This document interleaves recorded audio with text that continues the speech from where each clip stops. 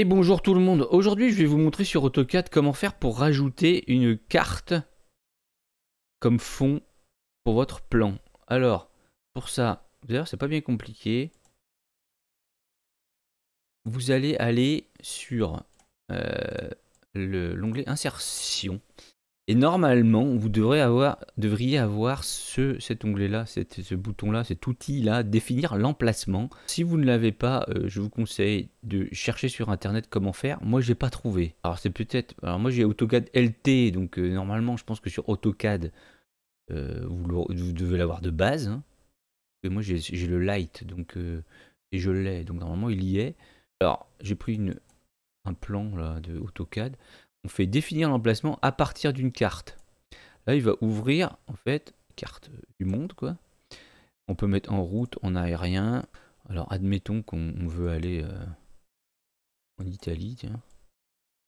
Toscane. Hop, ici. Et on va dire, je veux mettre...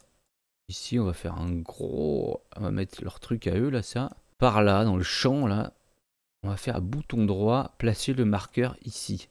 Et il me met la latitude, la longitude. Donc ça, c'est des infos qu'il faut avoir, en fait. Il faut savoir où est-ce que va être le point 0 du chantier, en fait. Donc ensuite, si on va dire qu'il est là, je dis oui, c'est bon, c'est ici ma latitude, ma longitude. On peut aussi entrer directement ici la longitude. Par exemple, c'est 43 et 11. 43, point virgule 11, je pense.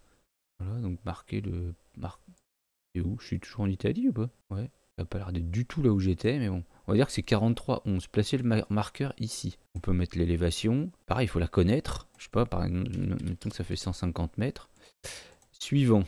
Là, il va me proposer le système le plus proche, je veux dire, de coordonnées SIG. Il est conseillé de sélectionner un système de coordonnées dont l'origine est proche de votre emplacement. Le liste est trié en fonction de l'origine le plus proche de l'emplacement défini. Donc, je vais prendre le premier. Hein. Deutsche Bahn, même si bon, c'est Deutsche, je sais pas pourquoi. Suivant. Ensuite, il va me demander le point d'emplacement. On va dire que moi, mon point 0, ici. Hop. Et là, il va me demander spécifier l'angle de direction du nord. Et là, moi, je vois que j'ai bien un nord ici, c'est vers le haut. Donc, je mets vers le haut la direction. Et hop, il me met automatiquement mon emplacement, pas ma carte. Et là, on a l'onglet géolocalisation qui s'affiche. Donc, on peut encore changer. On peut mettre en carte routière, carte hybride, donc les deux en même temps. Ou désactiver. On va mettre carte routière par exemple. Après on a des options latitude, longitude, on peut aller mettre des points. Marquer un point. C'est un marqueur de position au niveau du point spécifié. Par exemple, je vais dire ce point là, point 1 par exemple. Voilà. Là, je vais avoir des points. Alors le truc c'est que j'ai pas compris comment faire pour savoir la longitude et la latitude de ce point.